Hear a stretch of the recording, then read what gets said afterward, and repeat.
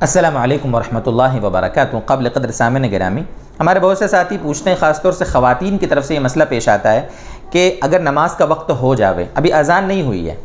جیسے مثلا کسی علاقے میں 1:30 بجے اذان کا وقت ہے ظہر کی اور 1:45 بجے جماعت ہے، یا 1:45 بجے اذان ہے 2 بجے جماعت ہے،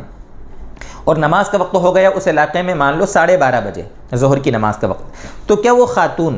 1:30 بجے اذان کا انتظار نہ کرے بلکہ وہ 1:45 بجے یا 1 بجے 12:30 کے بعد جب وقت ہو گیا ہے تو کیا وہ نماز اپنی پڑھ سکتی ہے؟ یا یہ کہ کوئی مرد ہے ایسا کہ اذان کا وقت تو مان لو 1:45 بجے ہے، وہ 1:30 بجے مسجد میں پہنچا اور وہ سنت ادا کرنا چاہ رہا ہے،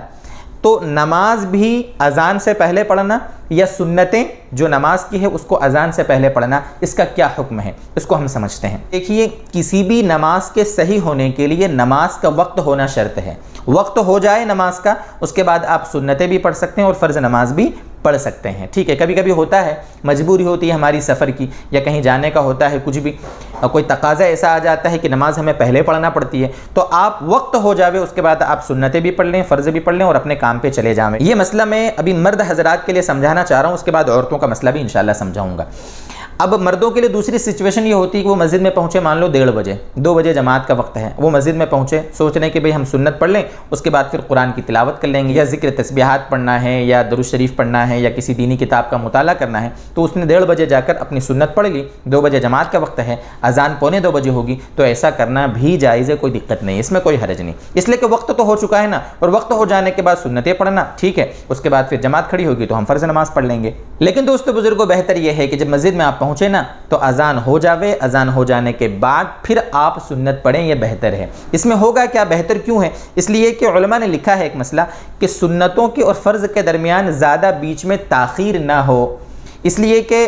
آپ اگر بیچ میں بہت ساری تاخیر کریں گے تو دنیاوی باتیں بھی ہو جائیں گی، غیر ضروری کام بھی کوئی ایسا ہو جائے گا جس کی وجہ سے اس سنت کا ثواب کم ہو جائے گا۔ بہتر یہ ہے کہ سنتیں اور فرض دونوں میں اتصال ہو، سنتیں ادا ہو جائیں، اس کے جسٹ بعد 2-4 منٹ کے بعد یا فوراً بعد آپ فرض نماز پڑھیں، اس میں زیادہ ثواب ہے۔ ورنہ جائز تو یہ بھی ہے کہ جب وقت ہو جاوے آپ سنت پڑھ لیں، اس کے بعد فرض پڑھیں، جب بھی آپ پڑھیں گے کوئی مسئلہ نہیں ہے۔ یہ تو ہوا مردوں کا مسئلہ۔ اب رہ گئی بات ہماری بہنوں کی، جو خواتین ہیں گھروں میں، ان کا کیا مسئلہ ہے؟ دیکھیے، ان کے لیے کوئی جماعت کا تو میٹر ہے نہیں، ٹھیک ہے، ان کے لیے تو وقت ہو جاوے نماز پڑھنے کا حکم ہے، تو اگر وہ خواتین وقت ہو جانے کے بعد اگر اس کا معمول بھی بنا لیں کہ وقت ہو جانے کے بعد وہ نماز پڑھ لیا کرتی ہیں، سنتیں بھی پڑھ لیتی ہیں، فرض بھی پڑھ لیتی ہیں، تو کوئی حرج نہیں ہے۔ لیکن یہاں پر بھی علماء نے ایک بات لکھی ہے کہ اگر اذان ہو جاوے اس کے بعد پڑھیں تو زیادہ بہتر ہے۔ کیوں بہتر ہے؟ اس وجہ سے کہ کبھی کبھی